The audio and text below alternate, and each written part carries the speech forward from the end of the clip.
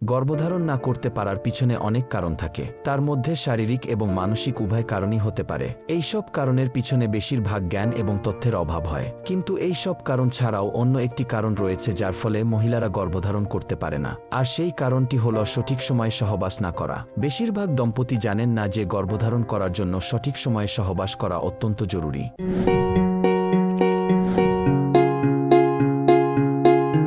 সঠিক সময়ে সহবাস।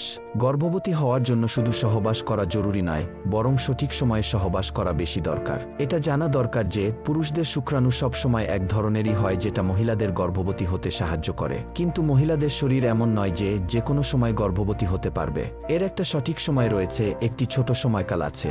আপনি যদি সেই সময়কালকে বুঝতে পারেন তাহলে সেই সময় সহবাস করুন, তাতে গর্ভধারণের সম্ভাবনা আশ্চর্যরূপে বেড়ে যায়। স্ত্রীরোগ বিশেষজ্ঞদের মতে 28 দিনের মাসিক চক্রের মধ্যে 14 দিন ডিম্বস্ফোটনের হয়, যেটা ঋতুচক্র শুরু হবার পর গণনা করা হয়। এই সময় 12 থেকে 18 দিনের মধ্যে সহবাস করলে গর্ভবতী হবার সম্ভাবনা থাকে। ঋতুচক্রের 7 দিন পরে ডিম্বস্ফোটন চক্র শুরু হয়, আর এটি পরে ঋতুচক্র শুরু হবার 7 দিন আগে অবধি থাকে। ডিম্বস্ফোটন হল সেই সময় যখন মহিলারা গর্ভধারণ করতে পারে, এবং এই অবস্থাকে ফার্টেন স্টেজও বলা হয়। গর্ভধারণ করার জন্য যখনই সহবাস করবেন তখন ডিম্বস্ফোটন চক্রেই করবেন।